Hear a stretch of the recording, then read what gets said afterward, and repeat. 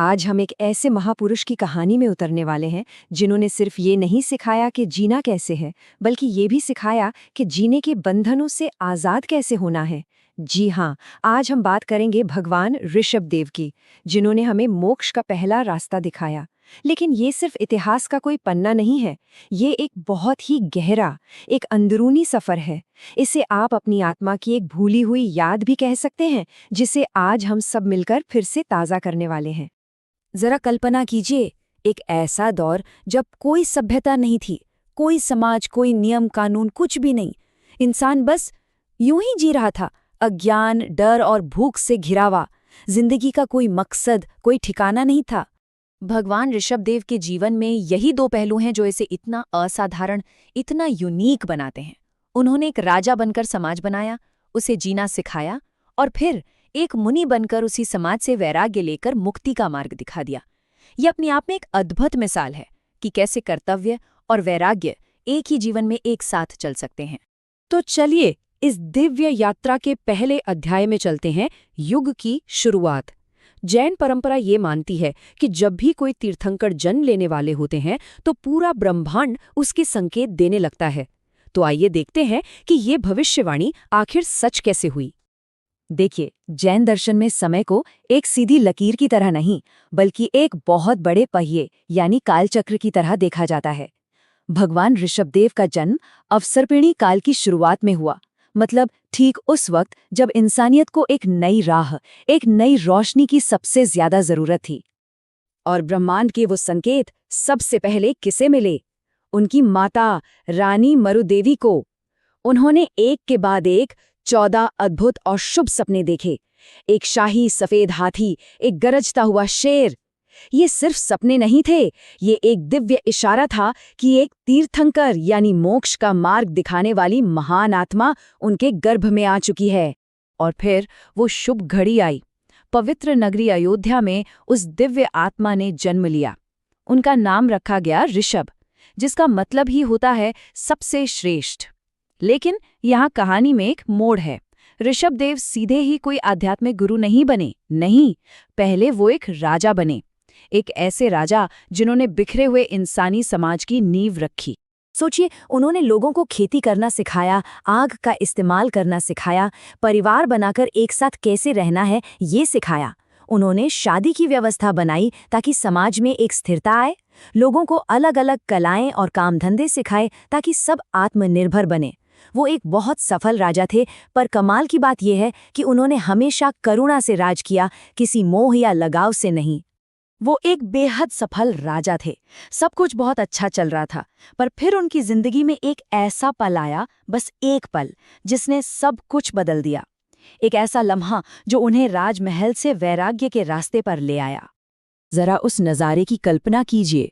उनकी राजसभा भव्य तरीके से सजी हुई है, हवा में संगीत घुला है और नर्तकियों के घुंघरुओं की आवाज गूंज रही है। हर तरफ बस जश्न का माहौल है, सब खुश हैं, सब मग्न हैं। और तभी अचानक वो नाच, वो संगीत, वो घुंघरुओं की आवाज सब एक पल में थम गई। नाचते नाचते एक नर्तकी जमीन पर गिर पड़ी, उसकी सांसें रुक गई। वो सारा जश्न, वो सारी खुशियां एक गहरे सन्नाटे में बदल गई। बस उसी एक पल के सन्नाटे में राजा ऋषभदेव को परम सत्य का अनुभव हो गया। उन्होंने देखा कि इस दुनिया की हर चीज, हर खुशी, ये शरीर भी, सब कुछ खत्म होने वाला है। अगर कुछ है जो हमेशा रहता है, जो कभी नहीं मरता, तो वो सिर्फ आत्मा है। और बस यहीं से उनके मन में वैराग्य का बीज फूट पड़ा। ये एहसास उन्हें एक बिल्कुल नए रास्ते पर ले गया, तपस्या का रास्ता, परम ज्ञान की खोज का रास्ता। तो चलिए अब उनके इस मुश्किल सफर के गवाह बनते हैं। उन्होंने अपना सारा राजपाट अपने बेटों को सौंप दिया, कीमती राजसी कपड़े उतार दिए, और फिर शरीर और अहंकार से अपना मोह खत्म करने के प्रतीक के तौर पर अपने ही हाथों से अपने सिर के बाल उखाड़ दिए। दीक्षा लेने के बाद भगवान 6 महीने तक बिना कुछ खाए पिए घूमते रहे। पता है क्यों? क्योंकि उस वक्त लोगों को ये पता ही नहीं था कि एक दिगंबर मुनि को आहार कैसे दिया जाता है। आखिर में हस्तिनापुर में राजा श्रेयांस ने उन्हें गन्ने का रस पिलाया, और उसी दिन से मुनियों को आहार दान देने की ये पवित्र परंपरा शुरू हुई। सालों की कठोर तपस्या और गहरे ध्यान के बाद आखिरकार वो पल आ ही गया, वो मंजिल जिसके लिए उन्होंने राजपाट छोड़ा था अब उनके सामने थी। उन्हें वो परम ज्ञान मिल गया जिसकी उन्हें तलाश थी। एक वटवृक्ष के नीचे ध्यान करते हुए उन्होंने अपने उन 4 कर्मों को पूरी तरह नष्ट कर दिया जो आत्मा की ज्ञान और शक्ति को ढके रहते हैं। और जैसे ही वो पर्दे हटे, उन्हें केवल ज्ञान प्राप्त हुआ। ये वो अवस्था है जहां आत्मा को ब्रह्मांड का पूरा साफ और हमेशा रहने वाला ज्ञान हो जाता है। अब वो राजा नहीं थे, वो जिन बन चुके थे, यानी जिसने अपनी इंद्रियों और कर्मों पर विजय पाली हो। केवल ज्ञान पाने के बाद उन्होंने उसे सिर्फ अपने तक नहीं रखा, उन्होंने दुनिया को अपना पहला उपदेश दिया। उन्होंने अहिंसा का मार्ग दिखाया, यानी किसी भी जीव को कष्ट न देना। अपरिग्रह सिखाया, यानी चीजों से लगाव न रखना।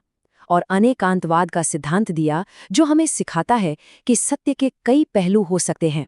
साथ ही उन्होंने चतुर्वेद संघ की स्थापना की, यानी साधु, साध्वी, श्रावक और श्राविका, जिससे समाज का हर व्यक्ति मोक्ष के रास्ते पर चल सके। और अब हम पहुंचते हैं उनकी इस यात्रा के अंतिम चरण पर, मोक्ष का अंतिम संदेश।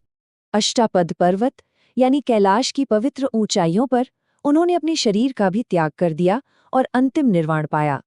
उनकी आत्मा सारे कर्मों के बंधनों से छूटकर सिद्धशिला पहुंच गई, जन्म और मृत्यु के इस चक्र से हमेशा हमेशा के लिए आजाद। तो भगवान ऋषभदेव का जीवन सिर्फ एक कहानी नहीं, एक दर्शन है। ये हमें सिखाता है कि सच्चा वैराग्य शायद संसार को छोड़ने में नहीं, बल्कि संसार में रहते हुए अपने मन से मोह को छोड़ने में है। और यही बात हमें आज के दौर के सबसे बड़ी सवाल पर लाकर खड़ा कर देती है।